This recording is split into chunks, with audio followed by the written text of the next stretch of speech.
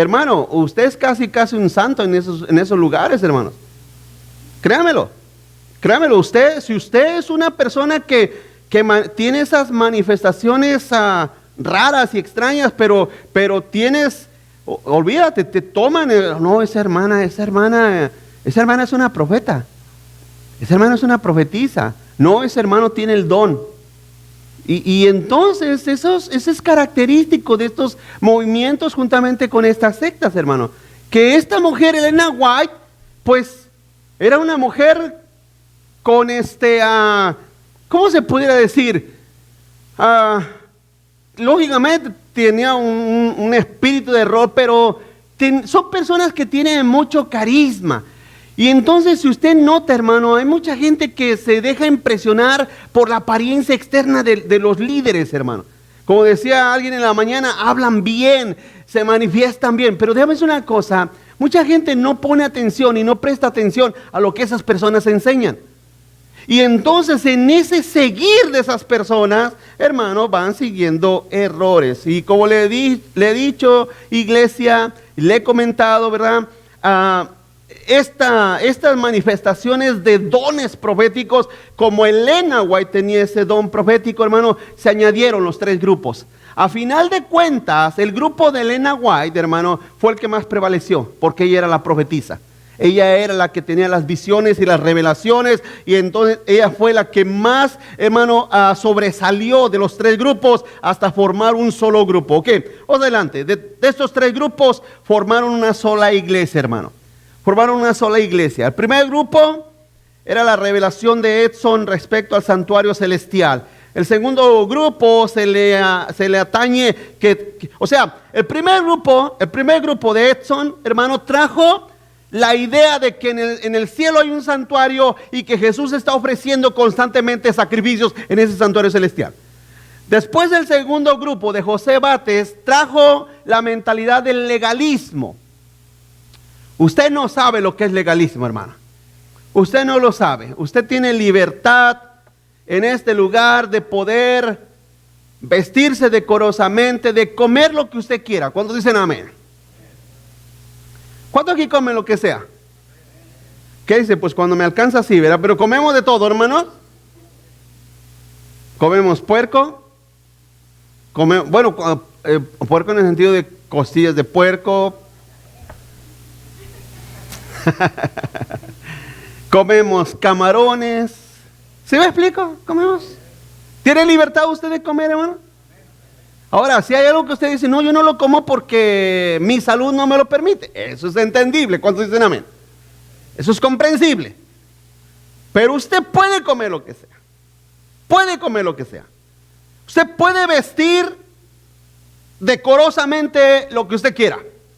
No nos importa su vestimenta siempre y cuando sea con decoro, porque es lo que la Biblia dice. Pero el tercer grupo de Elena White, el primero trajo una visión media rara, el segundo trajo el legalismo de que no, tenemos que evitar todas esas comidas impuras. Y el tercer grupo, hermano, a través de esta profetisa, trajo, hermano, la forma y el medio, ¿verdad?, de la fundación y el desarrollo de esta nueva iglesia, hermano. Así es que ahí entre esos tres formaron lo que se conoce como el adventismo. Continúa adelante. Como toda secta, también tiene libros extrabíblicos, hermanos, que son sumamente admirados. Los adventistas también, igual que los testigos de Jehová, igual que los mormones, también tienen libros que consideran de grande aprecio, hermano. Entre ellos están, por ejemplo, El conflicto de los siglos, Profetas y Reyes, El deseado de las edades y Principios fundamentales. Esos son libros extrabíblicos que estos adventistas tienen, y los tienen como grandes joyas literarias entre ellos, hermano. Ya, así es que todo esto es una mezcla buena, por así decirlo. Es una mezcla consistente para hacer el veneno de cualquier herejía y cualquier falsa secta, hermanos. Hay personas que saben lo que significa eso. Gracias a Dios que salen de ahí. Pero hay iglesias que copian ciertos patrones de estas cosas, hermano. La semana pasada les hablaba así, que no voy a hablar de ellos, pero hoy en día existe un grupo. ¿Cuánto han oído hablar acerca de los la semana pasada se los dije, los judaizantes? No, ¿cómo se le llama? Los mesiánicos. Los mesiánicos. ¿Han oído hablar de los mesiánicos? Los mesiánicos son esos hispanos latinos que se creen que son judíos, hebreos. Y no dicen Jesús, dicen Yeshua HaMashiach. Y ya, por eso ya eres un espiritualote. Todas esas creencias provienen de aquí. Hoy en día toda creencia sectaria que cree que es hebreo, que cree que debemos de abstenernos de ciertas comidas porque son impuras, provienen del adventismo, hermano. Por eso les estoy explicando, el adventismo, hay gente que ustedes, no, los hermanos adventistas. Los hermanos adventistas, quiero que sepa que ellos no llegan ni a primos con nosotros, no somos ni primos, pero debe ser una cosa, hay gente que no entiende, no comprende esas diferencias. Cuando vemos esa clase de creencias y hacemos esa mezcla, ¿verdad? Cuando hacemos esa mezcla, pregunto, hermano, ¿no causan, por ejemplo, usted mezcle agua con gasolina? ¿Es comestible? ¿Potable? ¿Se puede tomar? Entonces, hay gente que dice, bueno, pero si le hacemos a un lado a la gasolina, la pregunta es ¿cómo? Cuando se le pone al agua gasolina o veneno, pregunto, ¿se podrá separar? Se ha contaminado toda. ¿Qué dijo Pablo? Un poco de levadura leuda toda la masa, iglesia. Así es que es importante que entendamos eso. Es muy importante que entendamos eso. ¿Por qué las sectas, que por muy mínimo que tengan cierta doctrina errónea y falsa, son una secta? Y eso es importante porque en una ocasión una persona dijo, ¿y cómo sabemos que estamos en la verdad? Le dije, pues yo sí, yo no sé tú, pero yo sí. ¿Sí? Yo no sé tú, pero yo sí. Y así puso la cara de duda que tienen ustedes, hermanos. Pero se lo dije, porque es la verdad. Yo no sé usted. Yo no sé usted. Dijo Pablo, yo sé en quién he creído. ¿Tú puedes tener esa certeza? Así es que la Biblia es una sola. ¿Cuántos dicen amén? Aquí no hay... ¿Por qué tú crees que hay personas que yo les he cortado la vía, hermano? ¿Por qué? ¿Por qué usted cree que les he cortado la vía? Porque quieren creer lo que ellos quieren creer. No, y todavía tienen el descaro de que lo enseñar en esta iglesia. No, eso no es posible. Decía mi abuelita, eso lo decía mi abuelito sobre mi cadáver. Eso no es posible. La Biblia dice que todos pensemos y hablemos una sola cosa. Y las sectas, hermano, están ahí, esperando al rebelde. Como le explicaba la semana pasada, al que no ama la verdad, el que no busca la verdad, al que no anhela conocer la verdad, no le queda otra cosa más que la mentira. No hay término medio. Así es que, vamos al punto número 2, doctrinas de los adventistas. ¿Cuáles son las doctrinas de esta secta, hermano? Doctrinas de los adventistas. Continúo, por principio son un poco más ortodoxos que algunas sectas. Diciendo que son más ortodoxos, es en el sentido, hermano, de que pues no son tan disparados, o mejor dicho, tan obvios. No son tan obvios como algunas sectas, usted pregúntale a un testigo de Jehová, oye, ¿quién es Cristo para ti? Y él te va a decir, no, Jesús no es Dios. Así, descaradamente te va a negar la divinidad de Cristo. Pero la secta de los adventistas, hermano, tienen enseñanzas un poco más sutiles, un poco más escondidas, más camuflajeadas, más ocultas. Mira, aquí va la primera, continúa adelante. Aquí va la primera.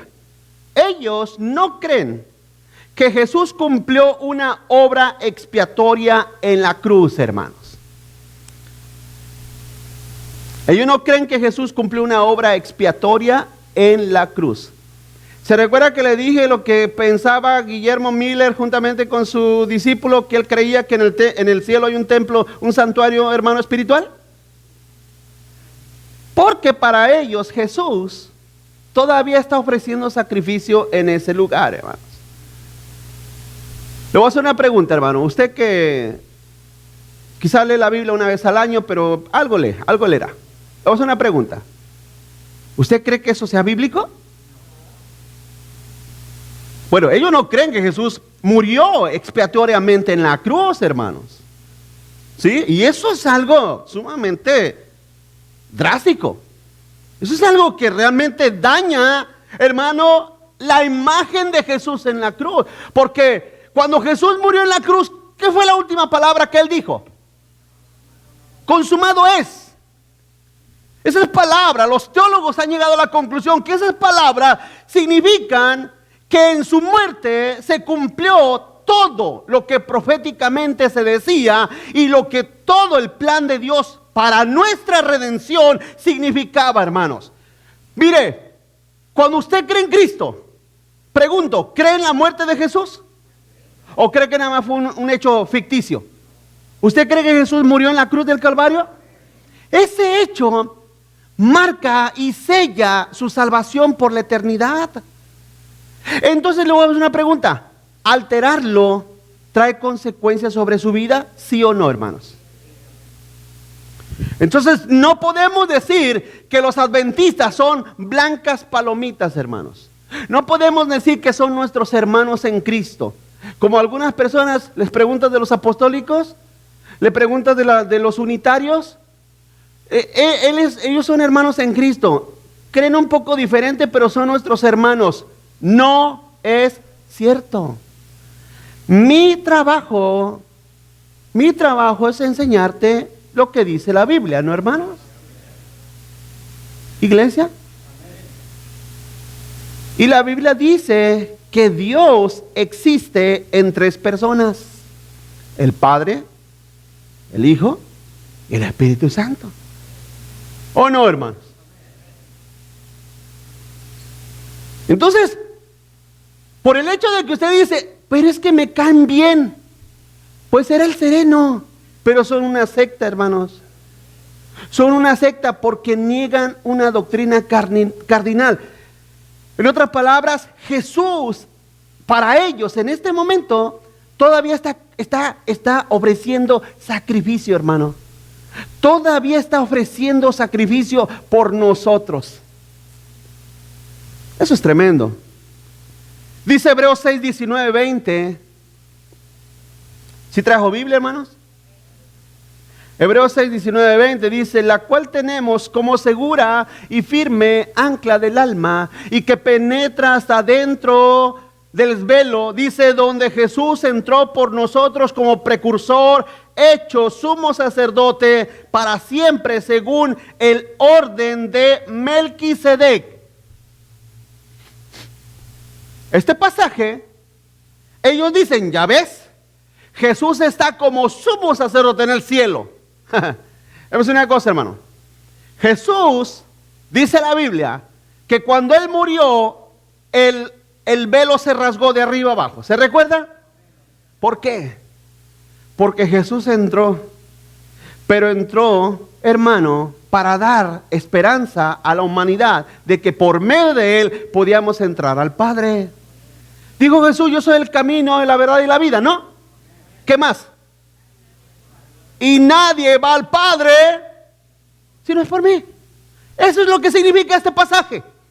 No significa que Jesús está ofreciendo sacrificio constante. Ahí mismo, en Hebreos 8, capítulo 8, versos 1 y 2, dice, ahora bien, el punto principal de lo que venimos diciendo es que tenemos tal sumo sacerdote, fíjate lo que dice, el cual se sentó a la diestra del trono de la majestad en los cielos, ministro del santuario y de aquel verdadero tabernáculo que levantó el Señor y no el hombre, hermanos. ¿Usted sabe para qué fue escrito Hebreos? ¿Sabe para qué fue escrito? ¿Sabe por qué usted tiene el libro de Hebreos aquí en su Biblia? ¿Sabe por qué lo tiene ahí? Porque ese libro exalta al Evangelio por encima de la ley. Se lo digo para que se lo aprenda. Hebreos es la exaltación del evangelio por encima de la ley. En otras palabras, hermanos, mira, voy a decir esto, a ver si me entienden, porque a veces están medio dormidos, están distraídos y como que los miro que están platicando con las moscas, pero póngame atención en esto, escúcheme. Voy a decir esto, a ver si me entienden. Hay dos caminos al cielo. Uno es Cristo por medio del evangelio y el otro es la ley. El problema es que la ley no llega hasta el cielo. A la ley le tienes que poner obras. ¿Me estoy explicando? Y tus obras, dijo Isaías claramente, que son como ¿qué? Como trapos de inmundicia. Por lo tanto, por más buenas obras, y buenas obras, y buenas obras, y buenas obras que le pongas, jamás vas a llegar. Jamás. Pero si crees en Jesús, crees a su evangelio, hermano, la garantía es que tú tendrás vida eterna. Así es que pregunto, hermano, ¿no se necesita de a tiro o ser muy tonto o estar cegado espiritualmente como para querer elegir la ley y las buenas obras? Pregúntese, ¿quién elegiría querer llegar a la vida eterna por medio de la ley y las buenas obras? Cuando la Biblia claramente, Pablo en Gálatas dice, por medio de la ley ninguno será justificado. Una persona lee eso, ¿qué necesitas tener en el alma como para leerlo, ignorarlo y aún así querer hacerlo, hermanos? Entonces, las sectas embriagan. ¿Usted sabe una persona que está ebria, no está en sus sentidos? ¿Usted alguna vez lo ha rebasado un carro? Usted va en el frigo, en la carretera, y lo ha rebasado un carro a 120 millas, ¿lo ha rebasado? A mí sí. Y yo manejo al límite, manejo al límite, 90, 95, no se crea. Vamos al límite. ¿Cuánto es el freeway? 70, 75 millas. Y el carro, ¡zum! ¿Pero sabe por qué van a esa velocidad? ¿Sabe por qué? Porque van tomados. La mayoría de la gente que maneja esa velocidad es porque va en un estado de ebriedad o va bajo efectos de estupefacientes. ¿Por qué? Porque no percibe dónde va. No percibe la velocidad. No percibe el peligro. Hermanos, una persona que está en una secta está bajo el mismo efecto que no percibe en dónde está, no percibe los efectos condenatorios de las sectas. Pregúntale a los testigos de Jehová si van a ir al cielo cuando se mueran. Ellos dicen que sí. Niegan a Jesús, pero dicen que sí. Todas las sectas creen que les espera una gloria después de morir, aunque niegan verdades fundamentales de la Biblia. Continúa adelante. No creen en una salvación segura. Ellos no creen en una salvación segura. Ellos creen que todo será escudriñado en el día del juicio.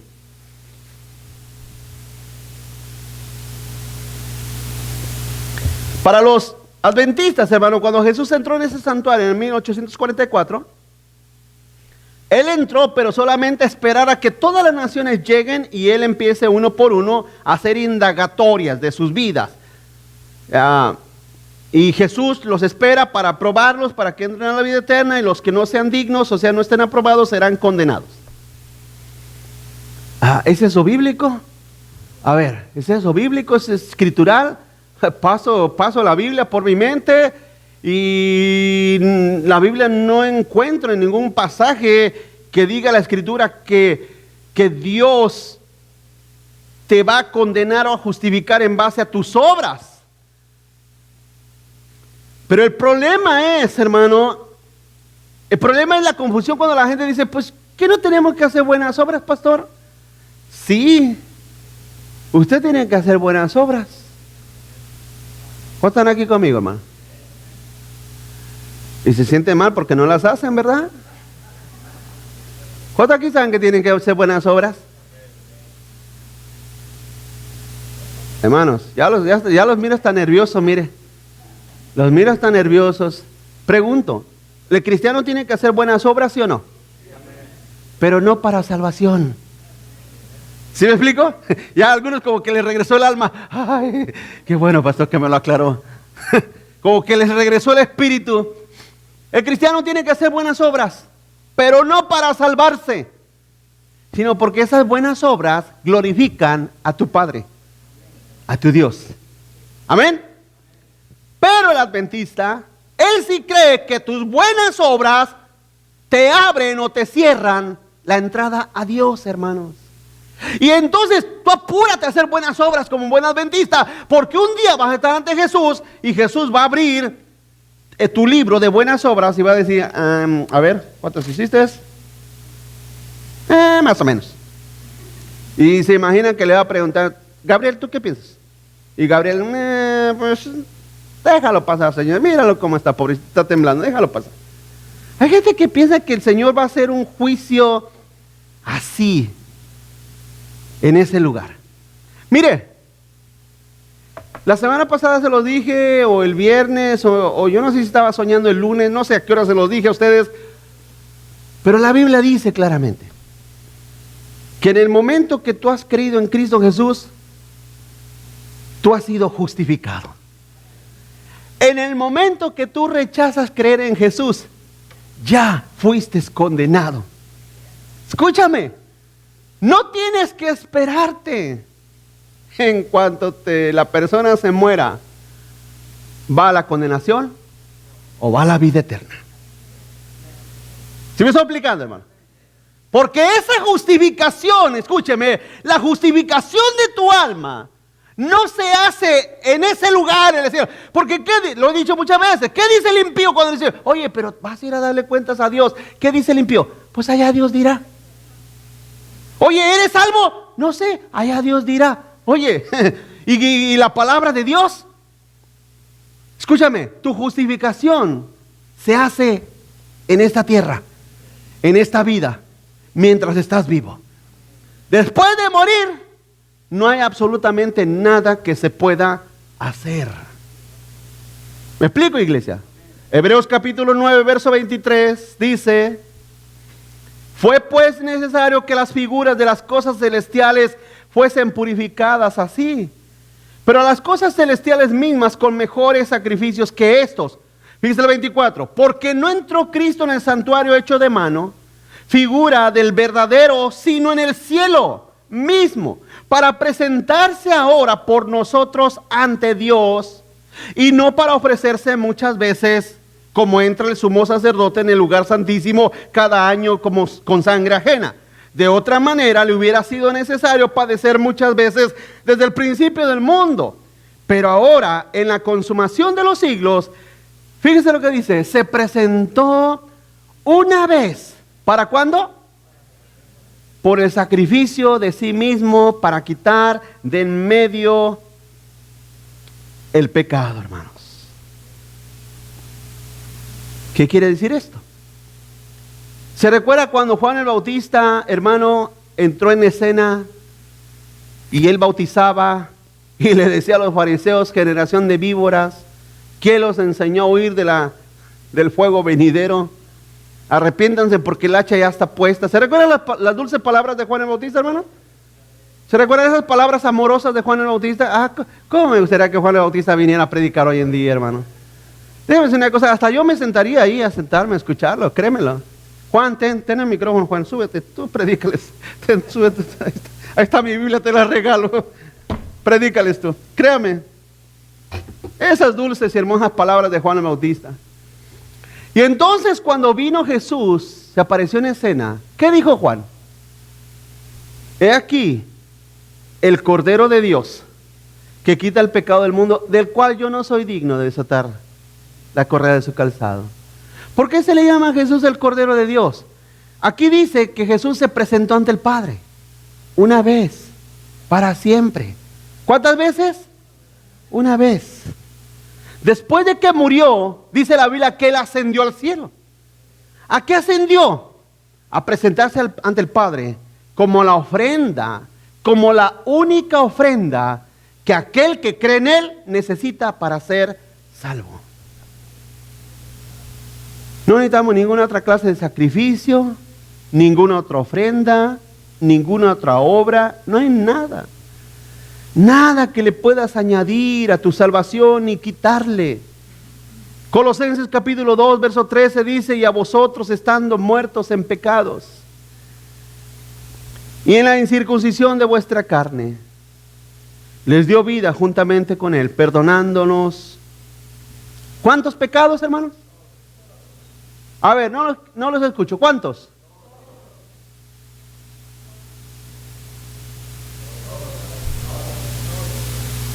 Subraya esa palabra, todos. Para que de todo el pasaje sea la palabra que más les resalta.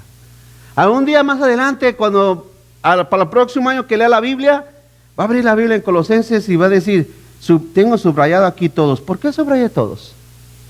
¿Por qué lo subrayé? ¿Por qué lo subrayé? Oh, ya me acordé, porque el pastor Baena nos enseñó que Cristo nos perdonó todos. ¿Sabes qué significa eso? ¿Qué significa todos, hermanos? Usted dirá: pero pastor, ¿por qué no se hace eso? ¿Qué significa todos? Es que yo quiero que usted lo entienda. Que usted lo entienda. Todos son todos. Por eso cuando hay gente que cree que la salvación se pierde, hermano, no es un chiste malo lo que sigue. Malísimo, iglesia. Es una pésima teología. Imagínate, ven a mí y te voy a dar salvación, pero solamente si te portas bien. Es más, mira, vamos a tomarlo así: ven a mí y te voy a perdonar tus pecados pasados y quizás los de ahora, pero los de mañana veremos. Pregunto, iglesia, ¿usted encuentra eso en la Biblia? Eso no existe. Cuando la Biblia dice todos, significa todos, iglesia. Y esa es la bendición de la salvación. Continúa adelante. Ellos creen, después de todas esas herejías que ellos creen, hermanos, bueno, al menos de lo que hemos visto, ellos creen en el sueño del alma. Ellos creen en un sueño del alma, hermanos.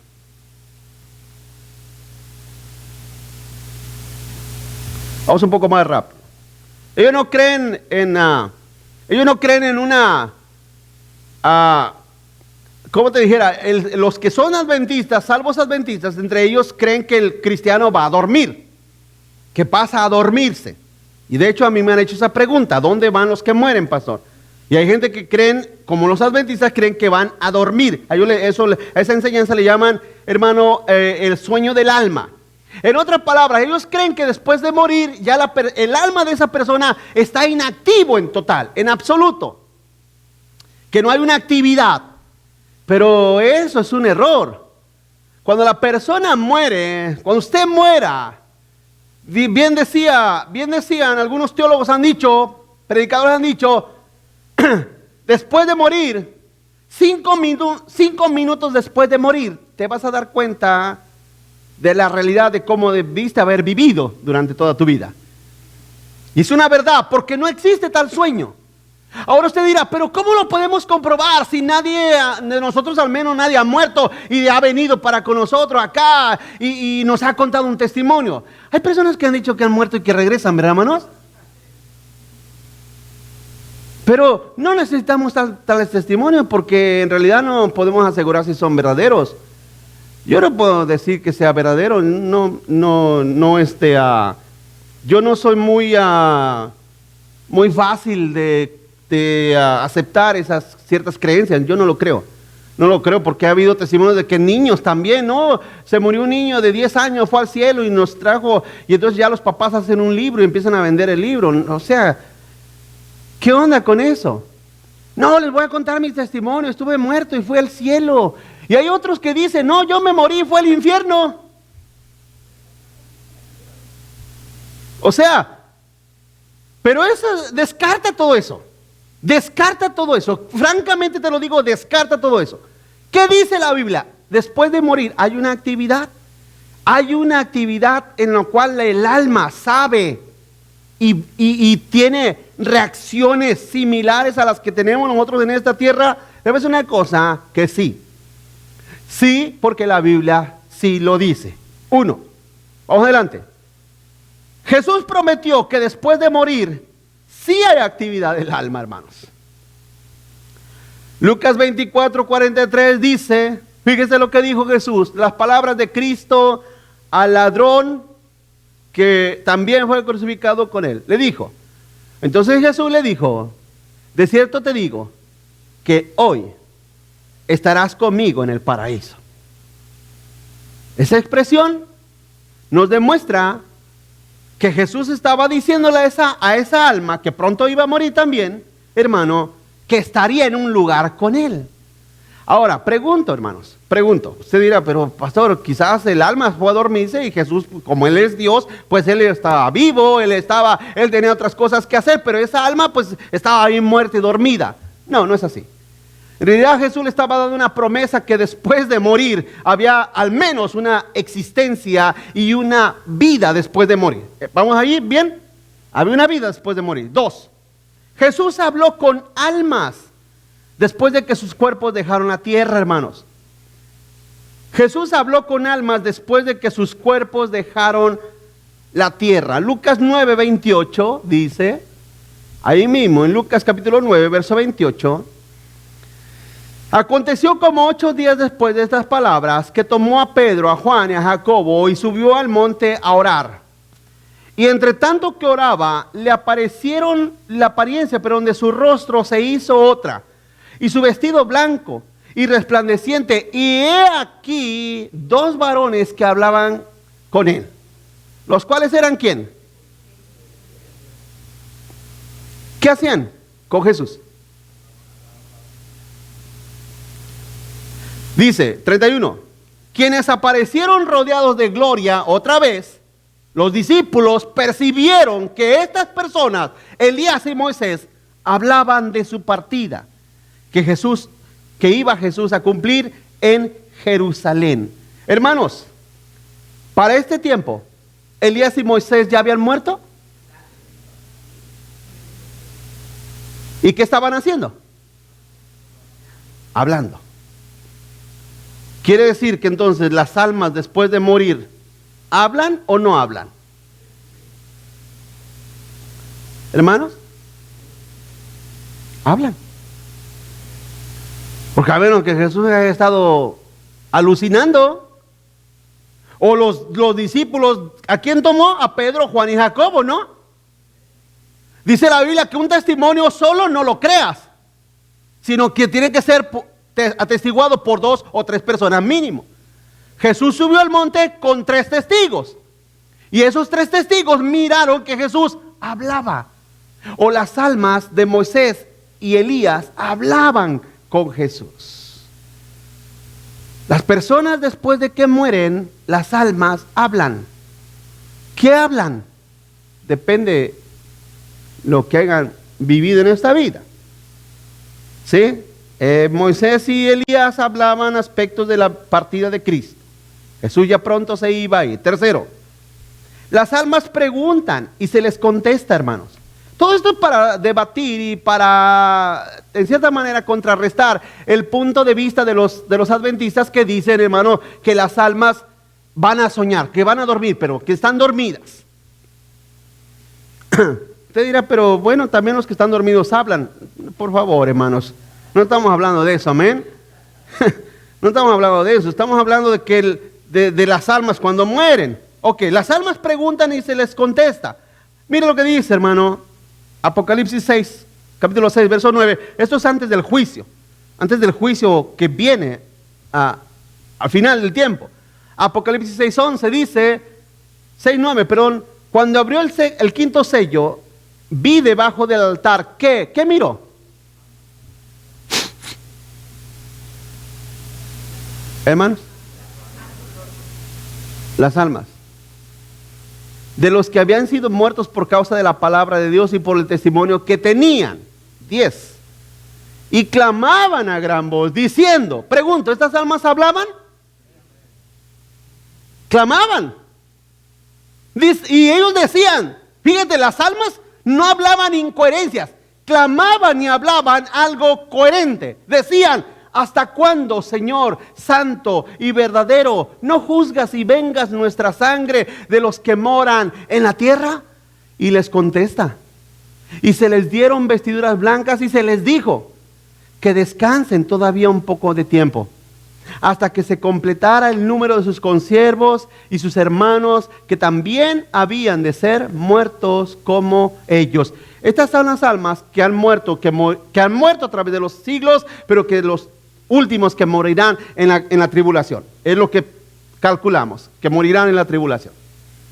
Esas almas están conscientes de lo que padecieron, de lo que pasaron, hablaron, preguntaron, Señor, estamos aquí, ¿qué pasa? ¿Por qué no vengas? ¿Por qué no tomas venganza de aquellos nuestros asesinos?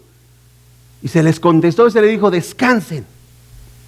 No dijo duérmanse, porque descansar es, por ejemplo, ustedes están ahí descansando, ¿sí o no, hermanos? ¿Hello? Espero no se duerman. Descansen, amén, hermanos. Están ahí descansando. Algunos como que se les pasa el tueste de descanso, no descansen tanto, amén. Pero están ahí descansando. Es lo que le dijo Juan. Es lo que dijo este anciano. Descansen. Descansen. Ya va a llegar prontamente. Las almas tienen actividad después de morir. Usted cuando muera se va a dar cuenta. ¿Quiere comprobarlo? Todavía no, ¿verdad? Usted se va a dar cuenta después de morir, va a comprobar que hay una actividad después de morir. Vamos a continuar adelante. Ellos creen en la aniquilación de Satanás, sus demonios y las almas impías, hermanos. Esa es una creencia igual que los testigos de Jehová. Pero dice Mateo 25:46, dice, e irán estos al castigo eterno y los justos a la vida eterna. Fíjese, castigo eterno, al castigo eterno y a la vida eterna. Son dos caminos, dos destinos eternos. Una vez más, Apocalipsis 14, verso 9. Y el tercer ángel, Apocalipsis 14, 9, dice, el tercer ángel lo siguió diciendo a gran voz, si alguno adora a la bestia y a su imagen y recibe la marca en su frente o en su mano, él también beberá del vino de la ira de Dios, que ha sido vaciado puro en el cáliz de su ira, y será atormentado con fuego y azufre delante de los santos ángeles y del Cordero, y el humo de su tormento sube por los siglos de los siglos. Y fíjate lo que dice aquí, y no tienen reposo ni de día, ni de noche los que adoran a la bestia y a su imagen, ni nadie que reciba la marca en su nombre. Pregunto, hermanos, ¿se ha aniquilado el diablo en el tiempo presente? Porque estamos hablando de eso. Que los adventistas, escúchame, por eso le digo que se parecen a los testigos de Jehová, porque ellos, hermano, en primer lugar, ellos creen que una persona que no es adventista, cuando muere, su alma es aniquilada, desintegrada, o sea, en otras palabras, desaparecida. Ya no existe ninguna clase de castigo eterno. Acuérdese lo que le he dicho. La mayoría de los sectarios comienzan negando doctrinas que hablan hacia el futuro y especialmente acerca del castigo eterno, hermano. Los mormones con José Smith, los testigos de Jehová con Carlos Russell, todos ellos tenían problemas de decir, yo no creo que vamos a ser condenados por la eternidad. ¿Por qué cree que la Iglesia Católica se inventó la doctrina del purgatorio? Porque debemos una pregunta, hermano. La idea del purgatorio en cierta manera trae cierto consuelo, entre comillas, ¿no? Trae cierto alivio. ¿Qué dice el católico con la doctrina del purgatorio? ¿Qué cree? ¿Qué dice? Que al pensar en la doctrina del purgatorio, lo que piensa es, bueno, entonces, ¿quiere decir que me porte como me porte? Si yo no quiero creer en Cristo Jesús y en lo que sea, pues con unas buenas misas me sacan del purgatorio, ¿sí o no? ¿Y no les trae eso consuelo al católico? ¿Más duros se hacen? ¿Más necios se hacen? ¿Más perdidos andan? Porque tienen esa enseñanza. Pero ¿cómo se dice? El adventista está peor. El adventista está peor, porque ellos dicen, no te preocupes, mira, si te mueres sin salvación, sin Cristo, sin nada, tu alma es totalmente aniquilada, es desaparecida por siempre. Capítulo 20 de ahí mismo, de Apocalipsis, verso 10, dice, y el diablo que los engañaba fue lanzado en el lago de fuego y azufre, donde está la bestia y los falsos profetas, y eran atormentados día y noche por los siglos de los siglos. Pregunto, iglesia, ¿existe un castigo eterno? Existe un castigo eterno, hermanos. Continúa adelante. Para ellos el sábado es el día sagrado de observancia, hermanos. Para los adventistas el día sábado es el día sagrado de observancia. ¿Sí? Ellos enseñan que tú no debes de trabajar en sábado. Elena White fue lo que enseñaba, fue lo que afirmó, que la revelación que había recibido de parte de Dios en profecías nuevas era que el cristiano debía de guardar el sábado, y si se reunía en domingo, hermano, ellos creen que es la marca de la bestia.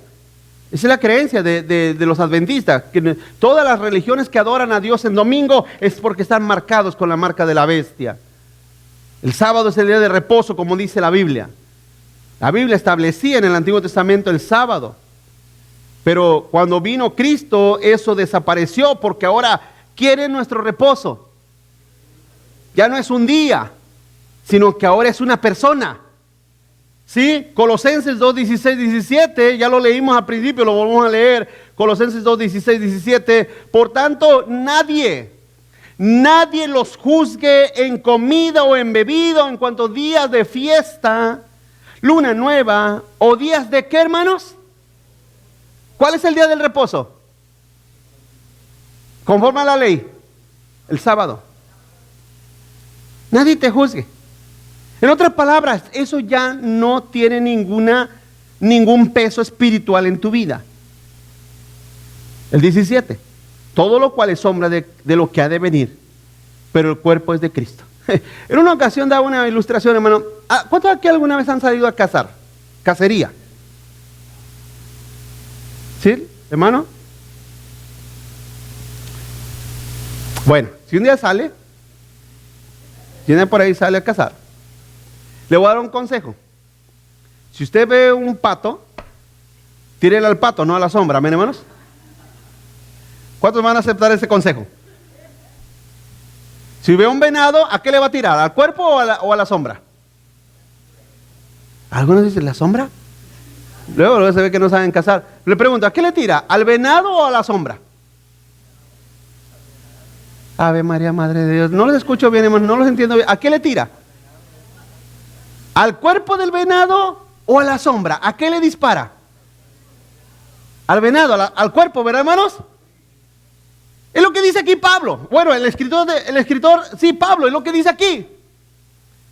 No vayas tras la sombra, porque toda la ley era la sombra de lo que había de venir. ¿Qué es lo que vino? ¿Quién vino? Cristo. Él es el cuerpo. No vayas tras la sombra, ve tras el cuerpo. Ve a Cristo Jesús. Y dice la Biblia que el que está en Cristo, ninguna condenación hay para ellos. Así es que Gálatas 3:24 dice, de manera que la ley ha sido nuestro maestro para llevarnos a Cristo, a fin de que fuésemos justificados por la fe. Pero venida la fe, pregunto, ¿ya tienes fe? ¿Ya vino la fe? ¿La fe en el Evangelio? Venida la fe, dice, ya no estamos bajo el maestro, o sea, la ley. La ley no tiene ya ninguna influencia sobre nosotros. Así es que si usted te dice, no, yo quiero aprender hebreo, bueno, si lo quiere aprender como un idioma está bien, pero no vayas a pensar que porque ya vas a decir Yeshua Hamashiach o tus palabras hebreas o sí, me entienden, que te vistas como un rabino, todas esas son tonterías, no tienen ninguna clase de valor ni de peso, nada. Continúa. Como muchas sectas son extremadamente legalistas, ya lo dije. Son muy legalistas. 2 Corintios 5:12 dice, no nos recomendamos, pues otra vez a vosotros, sino os damos ocasión de gloriarnos por nosotros mismos para que tengan con qué responder a los que se glorían en qué, hermanos. En las apariencias y no en el corazón. Porque en realidad eso son puras apariencias, hermanos. Puras apariencias. El hecho, no, yo no como carne, yo voy el sábado porque el sábado se tiene que, no, son apariencias. Son apariencias religiosas que no tienen ningún valor y ningún peso. Mateo 15:15, respondiendo Pedro, le dijo, explícanos esta parábola. Jesús le dijo, ¿también vosotros estáis sin entendimiento? ¿Aún no entienden? ¿No entienden que todo lo que entra en la boca va al vientre y es echado en la letrina? O sea, es defecado, para que entienda. El verso 18, pero lo que sale de la boca, del corazón sale. Y esto sí contamina al hombre. Porque del corazón salen, ¿qué, hermanos? Los malos pensamientos, los homicidios, los adulterios, las fornicaciones, los hurtos, los falsos testimonios, las blasfemias. Estas cosas son las que contaminan al hombre. Pero el comer con las manos sin lavar, ¿qué dijo Jesús? No contamina al hombre. Hermanos, el legalismo de que haz ciertos rituales para comer, de que comes ciertos alimentos, de que come a ciertas horas, todo eso, dijo Jesús, no tiene ningún valor. En realidad Dios pesa nuestros corazones. Cuando dicen amén, hermano. Y a Dios mira nuestro corazón sobre todas las cosas. Por último, concluimos. Ellos aún tienen por inmundos algunos alimentos que Dios creó, hermanos. Ellos todavía tienen por inmundos algunos alimentos que Dios creó. ¿Cuántos saben aquí que Dios creó todo, hermanos? Desde las hierbas, las raíces, las flores, las plantas, los animales, todo fue creado por Dios. Gálatas capítulo 9, verso 3 dice, Génesis 9:3. Fíjate lo que le dijo Dios al hombre. Fíjate lo que le dijo Dios al hombre. Pon atención. Todo lo que se mueve y vive, hermanos, o será para mandamiento, así como las legumbres y plantas verdes, se los he dado todo. Perdón, leí mal. Todo lo que se mueve y vive será para ¿qué, hermanos? Para mantenimiento. O sea, para que te mantengas, amén.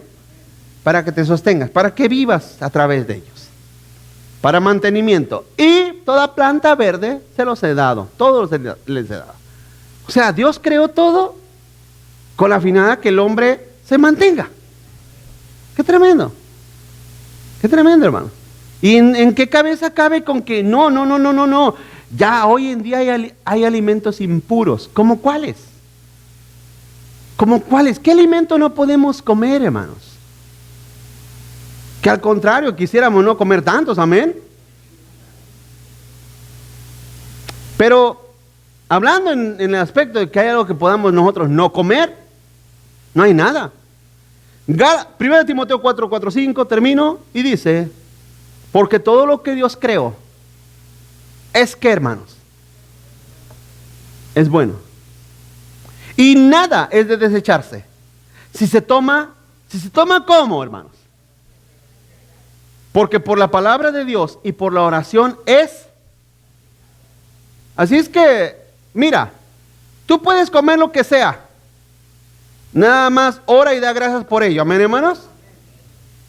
Da gracias a Dios por ello.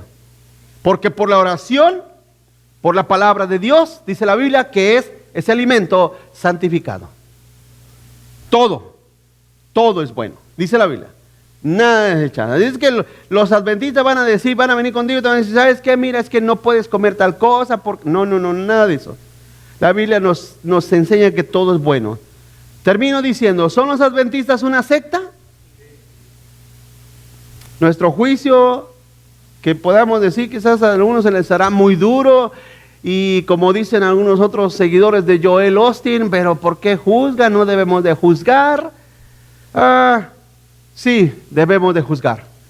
Debemos de hacer un juicio justo, basado en las evidencias bíblicas, especialmente las esenciales, donde ellos no creen que Jesús murió definitivamente por tu salvación y que todavía tienes que añadirle obras a tu salvación, hermano. Esa es una herejía de mayor peso. Claro que sí. Así es que gáleselos para Cristo, amén, hermanos. Cuando te topes con un adventista y le des un tratado y te diga, no, yo ya soy hermano adventista. No, pues por eso, a ti es a que te vengo a buscar. A ti es a que venimos a buscar. La Biblia dice que vamos y busquemos a los perdidos, ¿no? Pues tú estás en la lista. ¿Cuántos dicen amén? Es más, dile, mira, mi pastor me dio una lista y aquí estás tú, mira. Adventistas, eres el número 7. ¿Cuántos dicen amén? Tú estás entre los perdidos. A ti te venimos a buscar también. Evangelíceles. Amén. No importa que sean sus parientes, cuánto más razón. Hábleles de Cristo, hábleles del Señor. Hábleles, hermano, la verdad. Vamos a orar, hermano. Luego invito a que se pongan de pie conmigo.